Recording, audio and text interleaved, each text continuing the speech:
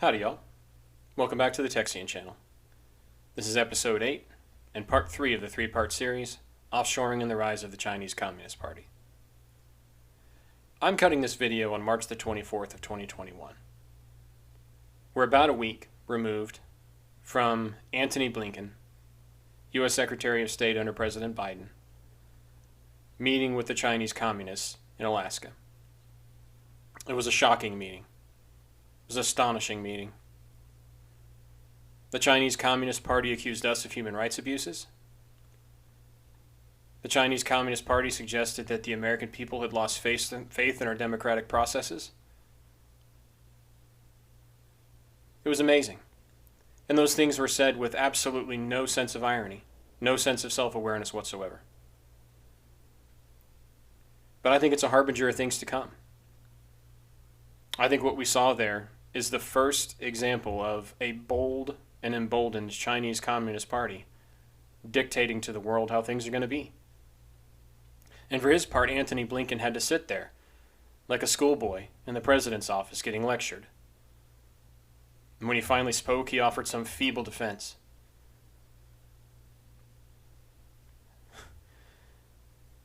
Later on in this video, I'm going to talk about elite capture. What it is, how it works, how the Chinese communists are doing it. But I think what you saw there from Antony Blinken and what you're going to see from our government going forward is a pathetic response from weak politicians who have been captured wholesale, not only by our banking industry and by giant American corporations and multinational corporations, but also by the Chinese Communist Party. But before we get to that, let's review part 2 really quickly. So again, offshoring has caused us to run a large and growing trade deficit with a lot of countries, but also with China in particular. Deficit with China has led to 3.2 million jobs being lost, about 2.4 million of them in manufacturing. In order to fund these deficits, we have to borrow money. We've borrowed an awful lot of it. It's put us in a very weak and bad fiscal position in the United States, not only in our own pocketbooks, but the balance sheet of the federal government. Good high-paying jobs are being lost to this practice. China is dominating in impactful industries, computer parts, electronics, nuclear technology. They're pulling ahead in all of these things because they're innovating right now. They've got the manufacturing. They're doing R&D. They're innovating, not us. And American workers have suffered beyond just that. We talked about disability claims trebling. Wages are falling. Productivity rates are rising, and wages are still falling. Well, say what you want about the productivity rates. You know, there's lies, damn lies in government statistics. I think a lot of that has to do with money printing. But nonetheless, wages have fallen. These great new jobs we were promised never materialized, and the ones that are there don't pay as much. And they don't provide the same amount of meaning and purpose to the people who have them. The labor force participation rates moving to mid-70s levels, where women were just entering the workforce in earnest. We haven't seen these levels in almost 50 years. Deaths of despair have doubled. Probably the most tragic of all. Standard of living haven't improved. The Chinese have come in and poured huge amounts of money in housing. Good for people who own real estate, but not good if you're trying to move into real estate. And the garbage products they make we have to replace very quickly. So they're not cheaper in the long run. The only people that benefited, business elites and the U.S. government. That's it. The U.S. government's benefited because these companies have a higher EBIT. They've driven their labor down. So that means that their EBIT's higher. Their earnings before interest and tax are higher. So if the money that the government taxes, if the businesses have more of it, the government can tax more and make more. And so they're happy to do it too. But it's been the American worker, the American people, and sadly the neighbors of China and the Chinese people themselves that have suffered under this. And we'll talk more about why here in a minute. So China's become much, much richer. That's been one of the effects of all of this. China's GDP has grown substantially since we started this practice. Annual real GDP growth from 2001 to 2019 averaged 9%. Averaged. I couldn't find a single time in American history where we went 20 years or 18 years averaging 9%. And according to the World Bank, no one's ever done it before. Over that same period, we had a 2% growth rate. 2%. And again, lies, damn lies in government statistics. China's economy has doubled in size every 8 years. Doubled every 8 years. It's astonishing. An estimated 800 million Chinese have been lifted out of poverty, and that's a good thing. 200 million, a quarter of that number, out of extreme poverty, which the World Bank says is $1.90 per day. 88% of Chinese were in that status in 1981. There's only 2% of them now. Like I said, according to the World Bank, this is the fastest expansion in history. It's an incredible achievement. Only 10% of the population are illiterate. That number's down massively from the past. So China has become richer, and the Chinese people have benefited from that, especially the peasants, who have been brought in from the countryside and now have running water and manufacturing jobs and a lot of things that they couldn't have had before. But it's come at a cost. And we'll talk about what that cost is a little bit later. China is now the world's largest economy on a purchase power parity basis. Now, purchase power parity is really just a way that you can compare currencies from two different countries. It's not fair to compare the dollar straight up against some of these other currencies because the nations are smaller, their GDPs are less. So what you have to do is take a basket of goods and price them in the domestic currency and price them in the dollar and see how that compares. And on that sort of handicapping of the different economies to get a kind of a one-to-one reading, China's moved ahead and has been ahead since 2014. That's from the IMF. And this is a stat that should make your blood run cold. Per the IMF, by 2024, China's economy will be 56% larger than ours on that same basis. So not only have they moved ahead, but they're moving well ahead. Let me see. I'm trying to take a second look at that graph. When did the U.S. really start to decline? Oh, that's right, 2001. There's that year again. How strange. Tax revenues to the CCP have also risen sharply since 2001. Now, data from the CCP is never reliable at all, but here's what I found. The announced tax revenue in 2013 was 1.8 trillion US dollars. That was up 10% from 2012. Now, the growth rate, the GDP growth rate in 2013 was 8% too. So we have GDP growth for every single year for China, and I was able to find 1 year of an announced tax revenue. So assuming, we're going to have to do a little financial modeling, we're going to have to do a little bit of corporate strategy shenanigans here, but assuming tax growth is 125% of GDP growth, meaning that 8% to 10% relationship holds every single year.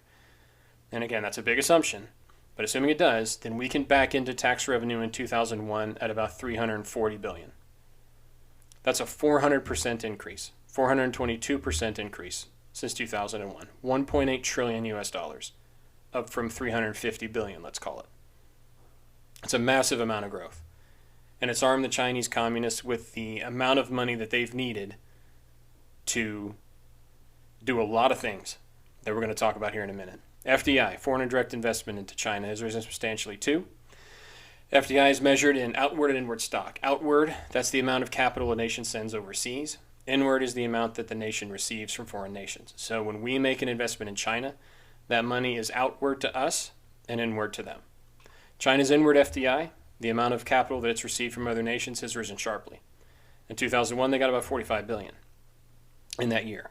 In 2019, it was 140 billion.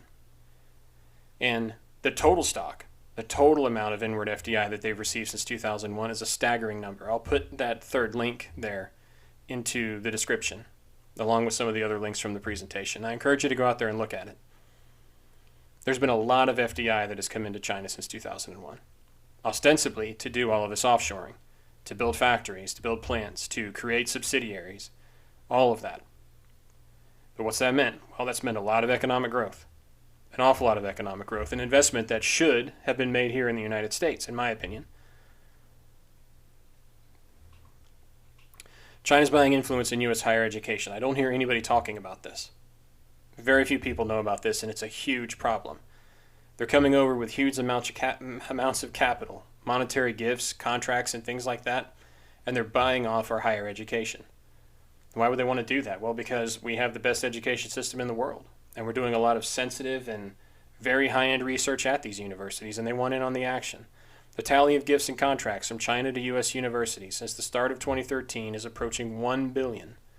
About 115 colleges got monetary gifts, contracts or both, from sources in mainland China in the 6.5 years through June of 2019. The leader was Harvard, which pulled in 94 million. The majority is gifts. Chinese Communist Party doesn't give gifts, ladies and gentlemen. It's not what they do. We'll talk about the Belt and Road Initiative here a little bit later. But these are not gifts. This is not being done out of the goodness of their heart. They're expecting things in exchange. They're doing this because they want access. They want to get into Harvard and have access to all of that data and all of that research and everything that's going on there. And you might think that $1 billion is not a huge amount of money. You're right. I mean, a lot of these colleges have massive endowments. But it's still a pretty good chunk. And these universities are happy to take it. For any number of reasons. Confucius Centers. A lot of people have never heard of this. I talk to people about Confucius Centers, they don't know what it is. Rob Portman, senator, he did a report on this. And incredibly, it's been scrubbed off the Senate website. You can't find it. I tried to find it. I've looked everywhere. I can't find it. I went to the link that back in the, when he did this report, in his press release, and that link is a 404 error. It's broken now. It's got to make you wonder why. Over 100 U.S. universities have CCP funded Confucius Centers, which, quote, offer censored courses about Chinese language and culture, using books and teachers chosen and paid for by the Chinese government. They provide China an easy way to monitor American professors, pressure universities to kowtow to China's preferences, and keep an eye out for useful information and technology. They have access. They have influence. They're able to take some of this useful information and technology and send it back to China. Not only that, they push a bunch of propaganda, and their teachers are there to, I don't even know, to sit down with students and indoctrinate them. Perhaps even get them unwittingly, in all likelihood, to bring research, to check out a book for them. Lord only knows what they might be doing. Now, I try to keep these things non-political. I want to make these videos for people on the left and on the right, because we have to come together and talk about these things. These are existential threats to us. But Joe Biden dropped a proposal from President Trump to require universities to disclose their agreements with Confucius Institutes. There's absolutely no reason for this. It's inexcusable. You can say what you want about President Trump. I have my own criticisms. Like I said in my last video, I voted for him in 2020. But it's beyond that now. There's absolutely no reason why these universities should not have to turn over to the U.S. government, the U.S. State Department, the CIA, the FBI, whoever, what the heck is going on with these Confucius Centers, what their agreements are with them, how much they're making, what they're giving in return. This is the biggest existential threat that we face in terms of a nation. I shouldn't say the nation, because it's not the Chinese people. We'll talk about old 100 names in a minute. It's the CCP. They're the ones that fund these Confucius Centers. And the idea that we're not going to have these universities turn over what these deals are, what these arrangements are, is inexcusable. I think President Biden is 100% bought and sold by the Chinese Communist Party. And before you think I'm just picking on him, Mitch McConnell's wife, her father, his father-in-law, is one of the biggest Chinese magnates in shipping in the entirety of the nation. All of our political elites have been bought and paid for. And we'll talk a little bit later about elite capture when we talk about the Belt and Road Initiative. But this is inexcusable from Joe Biden. Totally inexcusable, and it's to the detriment of the United States. Here's what you might not have heard. China sends its People's Liberation Army military officers undercover as students to Western universities, urging them to curry favor with top engineering professors. And take home the latest developments in supersonic missiles or navigation. PLA military officers posing as students, snuggling up to engineering professors and taking home developments and research in supersonic missiles and navigation. This is not good. Since 2007, according to the Australian Strategic Policy Institute, more than 2,500 Chinese scientists with links to the PLA have traveled to work in the United States, Australia, and the United Kingdom. U.S. universities have hosted about 500 of these scholars. So they're sending military officers as students, and they're also sending scientists to be teachers. at U.S. universities and also Australia and the UK. They're buying influence in higher education. And they're not doing it out of the goodness of their heart. They're taking in very important research. Research that the United States is funding and should be used for the betterment of the United States and our allies. And it's being sent back to China. Knowingly, out in the open. Chinese Communist Party also fund 150 chapters of the Chinese Students and Scholars Association, which pump out CCP propaganda, CCP propaganda, and report on students who stray from the party line. So if you're a Chinese exchange student and you're here, and you maybe start to become pro-Western, maybe, say some things about China that are a little bit, honest and truthful, shall we say? Well, this Chinese Student and Scholars Association is there to report you and report back. Many of the teachers, these Chinese scientists, the State Department took a look at them.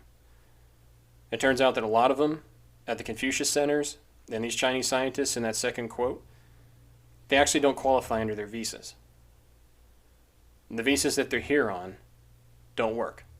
Or not, I shouldn't say they don't work. They're no longer valid. They haven't met the requirements. And we talk about immigration all the time.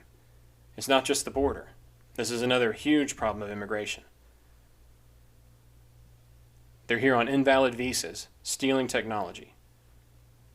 Now, if you live in Texas, there's some good news. The University of Texas has recently turned down some funding from a Chinese billionaire who wanted to get access to the University of Texas. They've said no. And my alma mater, Texas A&M, shut down its Confucius Center after a lot of congressmen, and I think Ted Cruz was heavily involved in writing letters to them and explaining to them what the Confucius Center was. And A&M closed it.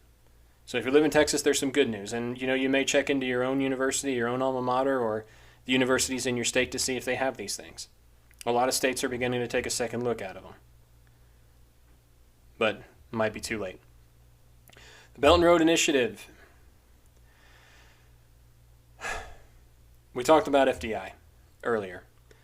The total amount of outward FDI for China, meaning out of China into other countries, was almost $2 trillion in 2018. That is a massive sum of money in 1 year to be outward FDI. Where do they get it? Where do you think all that money came from? Chinese weren't doing this before. If you look at their outward FDI over time, you can go to that link that's down in the description. You can see. Guess what year it started to ramp up? And guess what year it really began in earnest? Well, 2015, when they launched the BNR initiative, the Belt and Road Initiative. And what it basically is the Chinese coming in to developing countries. We talked about it in video 2 or video 1, I can't remember, when we talked about buying influence, that NATO and the Soviets during the Cold War were making big investments in some of these developing countries to try to curry favor. Well, that's what the Chinese are doing here. They're coming in and promising to build a lot of infrastructure. And they come in and say, look, we'll build the infrastructure, but we're going to give you a builder's loan. You're going to have to pay us back for this. Now, you can go out there if you want and read and listen to this title. Only a communist could come up with something like this. Visions and Actions on Jointly Building the Silk Road Economic Belt and 21st Century Maritime Silk Road. That was the release from the Chinese Communist Party. I'll read that again. Visions and Actions on Jointly Building the Silk Road Economic Belt and 21st Century Maritime Silk Road. If you Google that, you'll find basically their press release, for lack of a better word, describing what this is. It's incredibly bold. It's bold and it's vague at the same time. It's an astonishing document to read. It's grandiose and yet offers very little information on how they're going to get there. There's no KPIs. There's no key performance indicators of whether or not these things are going to be successful. There's no timeline for when these initiatives are going to happen and when they're going to stop. There's no formal membership protocols. There's no founding charters. There's nothing in that document to really sink your teeth into, and it's designed that way because it needs to be malleable and flexible. It needs to give the Chinese the ability to go into one country and do one thing and go into another country to do another thing. They don't want to trap themselves. It's incredibly shrewd. It's dubious and dangerous. Using what is sometimes characterized as the Angola model, low-interest loans are often provided on the condition that natural resources, such as oil or mineral reserves, are used as collateral. So in other words, we're going to come in and build all this stuff for you, and you're going to pay us back, and if not, we're going to take all your minerals. We're going to take your oil. We're going to take all your natural resources. The model's been widely criticized. Well, of course. The Chinese Communist Party knows these are not going to get paid back. They fully recognize that. A lot of these countries are corrupt. You know? A lot of them are run by deeply corrupt oligarchs, deeply corrupt people.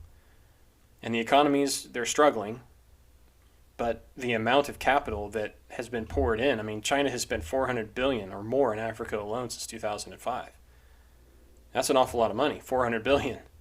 And yeah, it's over 15 years, but it's still a sizable chunk. I mean, I wanted to do some research to see just what percentage that would be of the GDP of the African continent. You know, it wouldn't be a massive number, but it'd still be a pretty significant chunk. And they're coming into these places and saying, we'll build these things for you, but you've got to give us all of your oil. You've got to give us your mineral reserves. You've got to give us everything we would need to be a hegemonic power in exchange. And countries are doing this. Countries are buying into it because the foreign elites have been captured. Elite capture is not a new concept. It's something that goes all the way back to the East India Tea Company. I'll talk about that in a minute.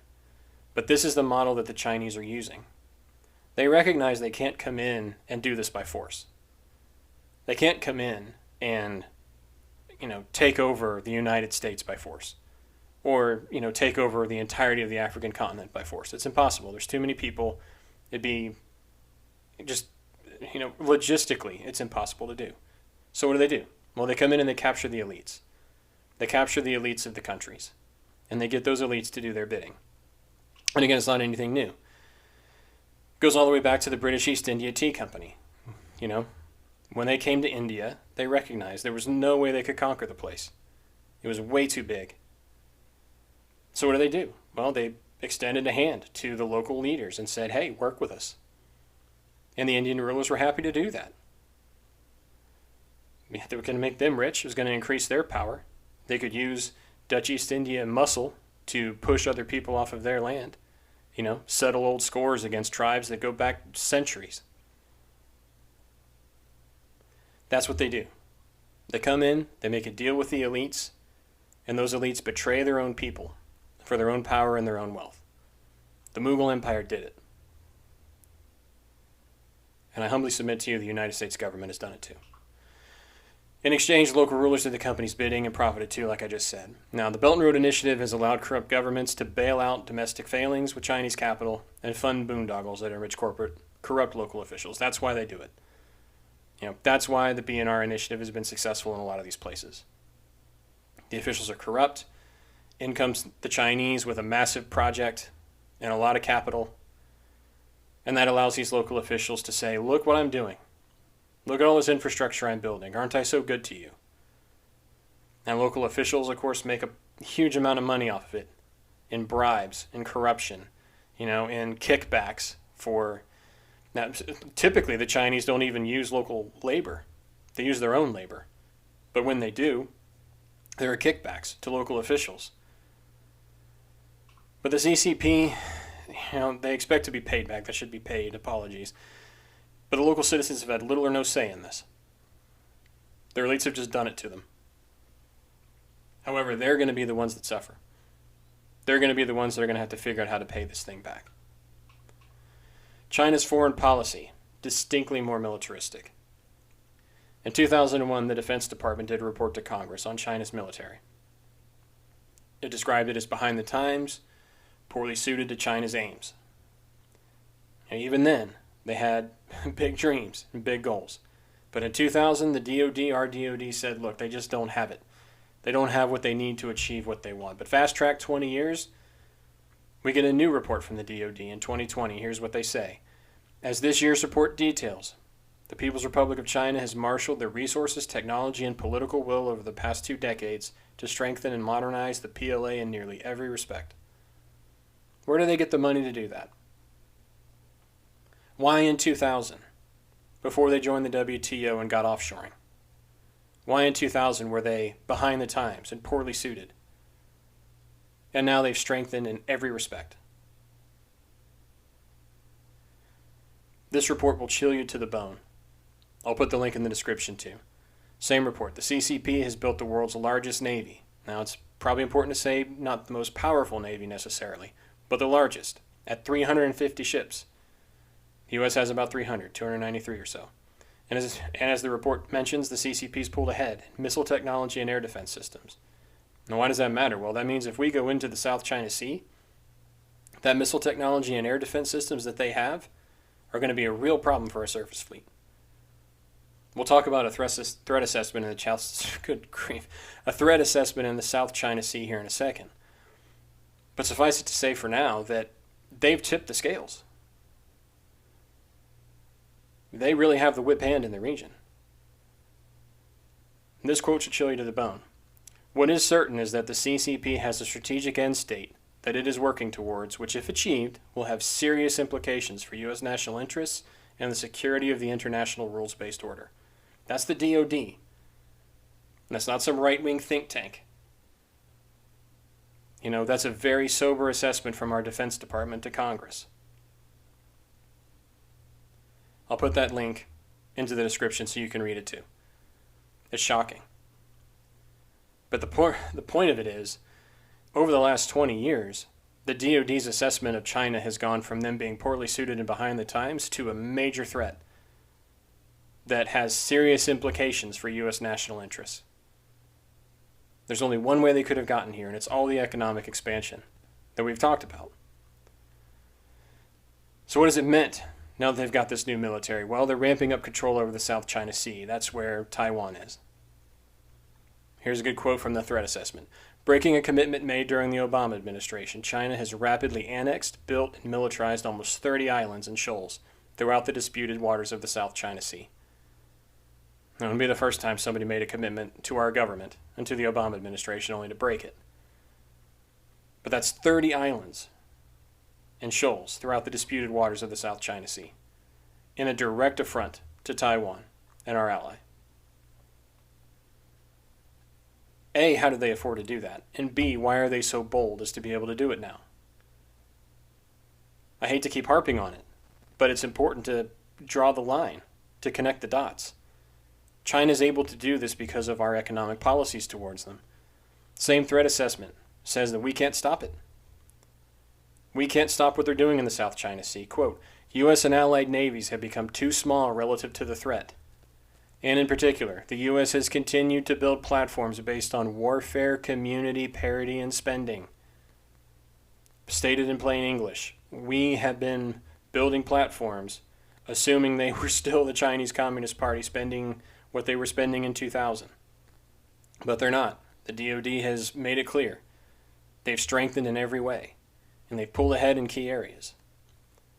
Naval aviation and surface warfare will not currently prevail, even with direct attack sub-support, due to the inability to force their way into the South China Sea.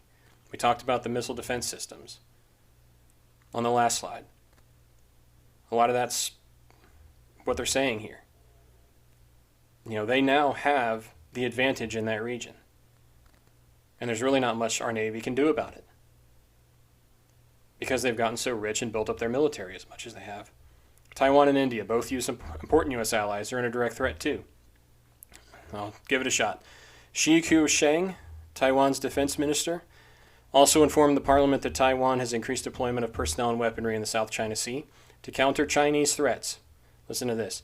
Adding that Beijing is capable of starting a conflict anytime. Anytime they can start a conflict. Chinese incursions in the South China Sea have massively increased in the past couple of years, which experts suggest is a move to pressurize Taipei into accepting Beijing's sovereignty over Taiwan. Taipei is the capital of Taiwan, in case you didn't know. So what they're saying is, take a look around. We're the big kid on the block now. It's a bit like the old days of the mafia. Pay us or else. Work with us or else. Submit or else. And let's be honest about Taiwan. They're an amazing country, full of incredibly good people. who have stood resolutely against the threat of the CCP. But I'm sorry, they're no match for them. Even our own military is saying that. And the Chinese communists know it. And so, quite honestly, do the Taiwanese, I think. Defense Undersecretary for Policy Colin Kahl stated, this is in recent congressional testimony for his nomination hearing, quote, "The India-China border tensions reflect a concerning trend of growing aggressiveness and assertiveness by China in the region, including toward allies and partners in the United States." Now, we saw a clash on the border with India and China here recently. That's only going to get worse. There's a growing aggressiveness and assertiveness by China. Why? Because they can. Because they recognize their strength relative to us now. Strength that we helped give them. And there's a whole host of things more that we know that China's doing that we can't really give them any repercussion for whatsoever. We know about the Uyghur Muslims that are in internment camps. About 2 million of them is the estimate that I read.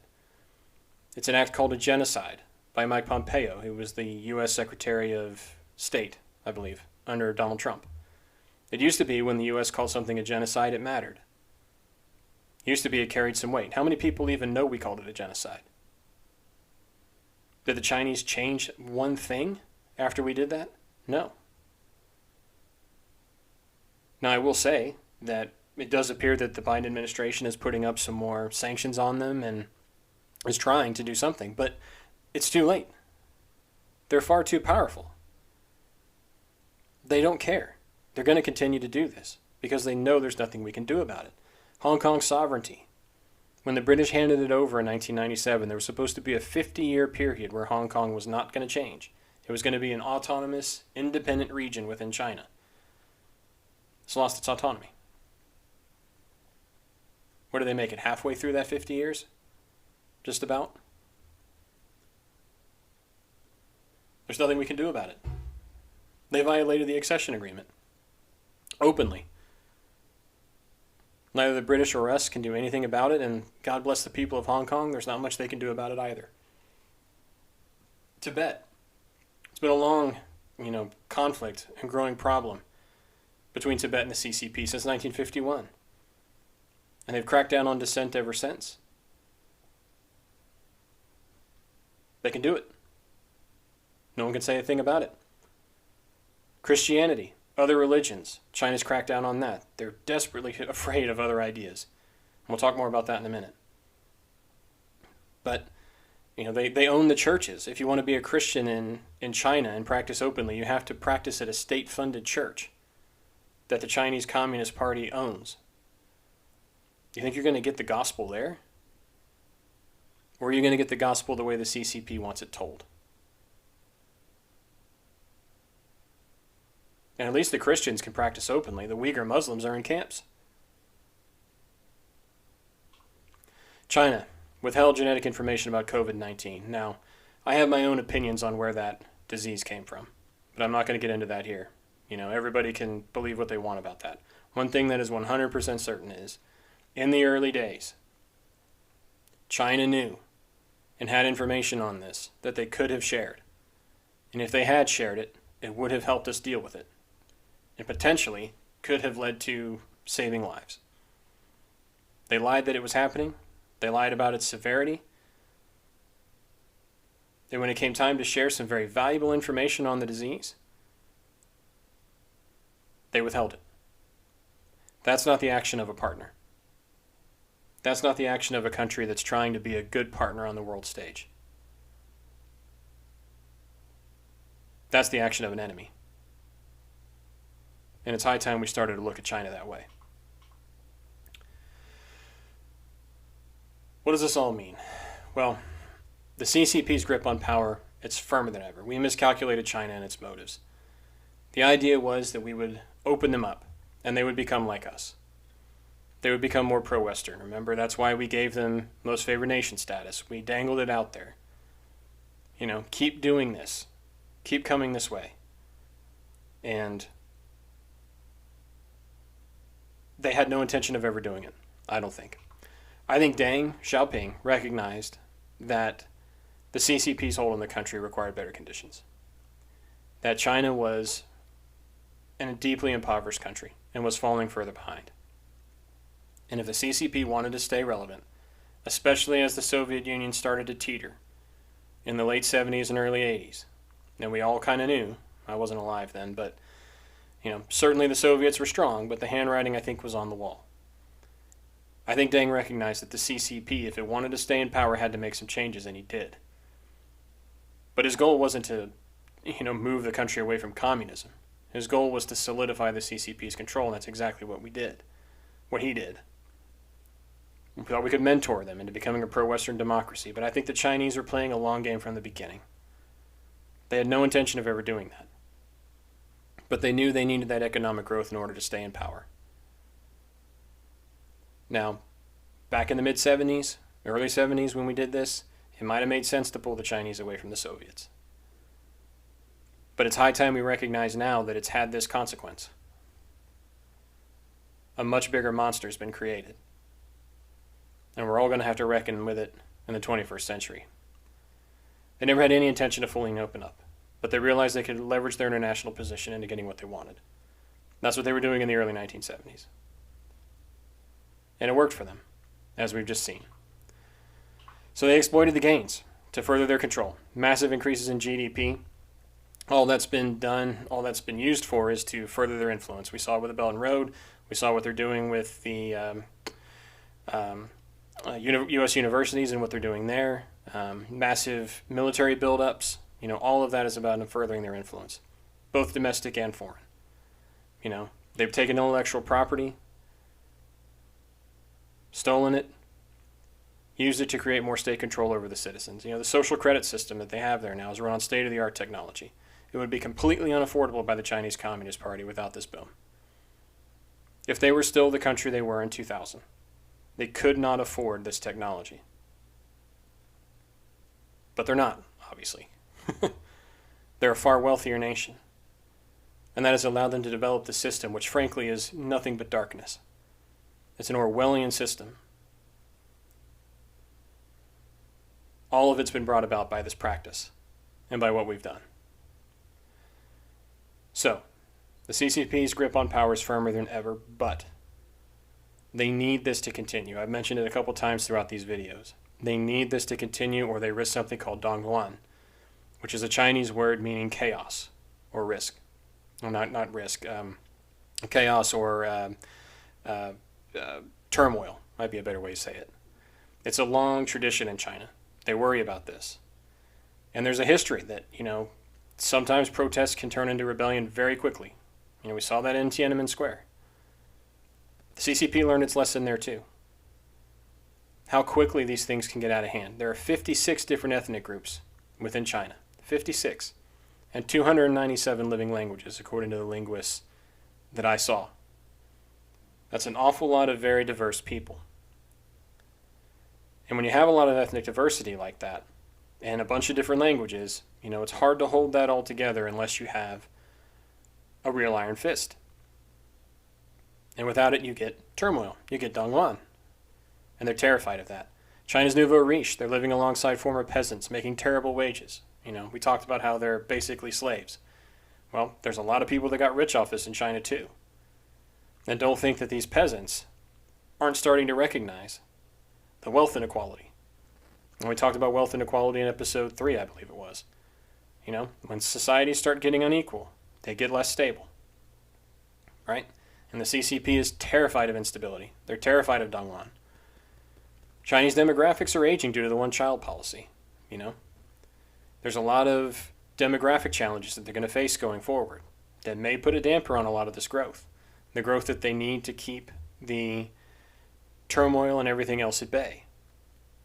They have to continue the growth or the protests could start. And if the protest starts, it can get out of hand really quickly.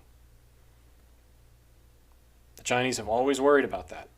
And with the number of ethnic groups they have and the number of various kinds of people all over that's why the Uyghurs are in the camps.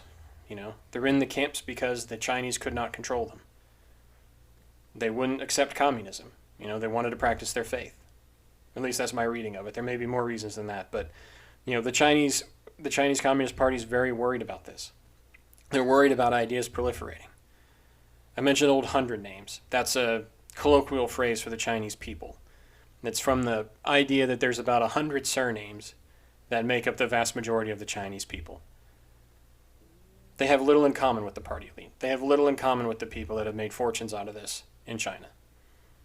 All the bribes that have gone to people to look the other way. All of the houses that have been knocked down. All of the communities that have been decimated. And these Chinese people are working slave wages. They're working in appalling conditions in many places, including the camps. They're the people that are going to be key. They're the Russian people of the 1980s. The system has given them a lot of benefit, but is threatening their very being. More on that in a minute. Dissenting voices, consistently silenced in China, have to be. They can't allow the ideas to spread. They can't allow people to start thinking about things other than the Chinese Communist Party. And they're willing to do just about anything. They'll lock up family members. They'll use them as, a threat, almost as a hostage to say, if you keep talking, we're going to keep arresting your family members. It's appalling. And yet they still have their WTO status, despite all of this. There's a man, Ai Weiwei, I think is his name. He was an artist. He was critical of the Chinese Communist Party. They wouldn't let him leave China for 4 years. They were afraid that he was going to go overseas and perhaps defect. Or go to a free country and be able to spread his art. That was critical of the Chinese Communist Party far and wide. They basically put him under house arrest for 4 years. That they're showing their weakness in a sense. They're showing how afraid they are of this. They're showing their soft underbelly. And that should give us all hope. The internet is suppressed, but people can get info if they want to, and they know where to look. That should give us hope too. There's a lot of headwinds for the CCP. And without this practice, the CCP is in a lot of trouble, and they know it. That's the only leverage that we have. But the question is, do we want this to continue? I argue no. So how do we sum up all of this? Okay. Offshoring to China. It's a bad practice for regular American people, right? American workers have suffered job losses in high-paying areas. The trade deficits, we're funding them through printing and borrowing that are bad for our national security, bad for our economic health, bad for the economic health of the government and of our people. Deaths of despair and disability claims are skyrocketing. Wages and labor force participation are collapsing. We talked about all this. Sensitive intellectual property is being stolen and used. We talked about what they're doing with the Confucius Institutes at U.S. universities. China's been emboldened to misbehave, and that's putting it mildly. That's understatement, big time. They've been emboldened massively because of this system that we've created. And it's caused a lot of damage to a lot of people. Only people that have benefited, U.S. special interests in the CCP. Companies have saved money that they've bought back stock with. They've made a fortune out of this. We talked about how their labor expenses have declined. And what do they do with free cash whenever they have it? They buy back their stock. That makes the executives a lot richer. The CCP was able to cling on to power and is now hegemonic because of it. They've gotten money, massive amounts of money, to invest in other countries, to go and do the Belt and Road Initiative, to build up their military. The U.S. government's made money too. Higher taxes. And of course, after the financial crisis, all that Chinese capital coming into our real estate and banking industry was massive in bailing it all out and keeping it all going. But it's been bad on the whole for our workers and bad for the people of China too. And bad, really, for anybody on the Eurasian landmass who now face the prospect of the CCP being a hegemonic power over trade, foreign policy, energy, you name it, in Eurasia. But there is hope. There is hope that this can change. But we need leadership and we need resolve. Quite frankly, I don't think we have it right now. But here's the good news. The CCP is keeping a lid on a powder keg. 56 different ethnic groups, 297 languages. They're terrified of Dongguan. They're terrified of turmoil. That's the worry. That this growth goes away. That all of this, newfound wealth, all of these riches, all of these Chinese peasants that now have a new and better lease on life. Suddenly they don't have that anymore. Or suddenly they start to think, wait a minute, we don't need the Chinese communists for this. We don't need the CCP. Why do we have a social credit system? Why do we have the Chinese Communist Party behaving this way towards us? I'm working slave labor. I'm working slave wages if I'm one of these peasants in these factories. I'm not getting rich off of this. It's the party members and all these other people that are. Ideas are spreading. Dissent is spreading. The CCP is sitting on a powder keg. We should recognize that. Old Hundred Names, I talked about them and the Hong Kongese. They're our biggest allies in this fight. They're not benefiting from this much either. Not anymore. I shouldn't say that. Let me restate that. They have benefited from it greatly. Old Hundred Names has. Hong Kong, not so much. But both of them are now living under an oppressive regime that is extremely wealthy and extremely powerful, has a social credit system, can violate their rights, lock up their families, silence their dissent, control their internet. There's an awful lot about the Chinese Communist Party that's not good for these people. And as we go forward in this, they're going to be our biggest allies and our biggest help to finally remove the Chinese Communist Party from this planet, because they are the worst regime we've seen since 1945. And given the technology and the power and influence they have, run the risk of being far more destructive than anything we've ever seen. But we have to be ready to sacrifice too. We have to be ready to sacrifice, because this is not going to come easy. Removing the Chinese Communist Party, removing offshoring, cutting off the funding that's allowing them to grow this way, to keep that lid on that powder keg, they're going to fight like hell to stop it. They're going to punish us. We'll probably get into a trade war. And it's entirely possible we'll get into a shooting war too. And I don't say that with any joy, I don't say that with any pleasure at all, because as we've seen, the Chinese communists are now a very formidable foe. And God bless our military, they're all over the world trying to keep a lid on things. And we now have to ask them to go take on the Chinese Communist Party and the People's Liberation Army. It'll involve all of us. It'll be a massive national effort. But if we don't do this, if we don't make that sacrifice, if we don't do what it takes to wipe this regime off the planet, then history will not remember us well. Because if left unchecked, if the CCP continues to grow the way it is and behave the way it is, threaten its neighbors the way it does, in time, they're going to be the most destructive force we've seen on this planet in the entirety of history. There's something we can do about it now, but it's going to take sacrifice. It's going to take effort. It's going to hurt. And we may not have wanted this, but the Chinese Communist Party is behind a lot of what's wrong in our country. They're behind a lot of the division. They're behind a lot of the ineptitude of our government because they've captured them all.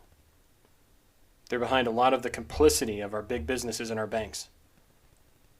They whip up a lot of this division on our college campuses and through social media. The CCP is ripping us apart, and they're doing it knowingly. We are in a Cold War with them.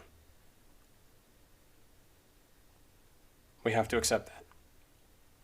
Let's hope it doesn't get to be a shooting war, but we must defeat them as surely as we defeated the Soviet Union too. And it may take 50 years, and it may take immense sacrifice. But for the good of humanity, we must. I thank you so much for supporting this channel. I thank you so much for listening to me. I know these videos are long. I have a voice for print, as I've always said. I try to do a good job on these. I try to put forward an argument that's backed up by facts, that's not hysterical, that's not conspiracy theory. I try to put information out there in a compelling way that you can use to discuss with yourself and your friends and your parents, whoever might want to listen. Our country has a lot of problems, but so does the world. And the biggest problem the world has right now is the Chinese Communist Party. And I hope over the course of these last 3 videos, I've shown you that. I've shown you why they're a problem and how they've become a problem, and also what it's meant for us. Going forward, we'll have videos every week, probably every Thursday. Please like this video if you thought it was good. Share it with friends, comment below, and if you're so inclined, subscribe. It is always my pleasure to talk to you. Thank you for making it through the 50 minutes of this video. I really appreciate your attention. I really appreciate you listening. I appreciate you. Subscribe to the channel. Until then, God bless.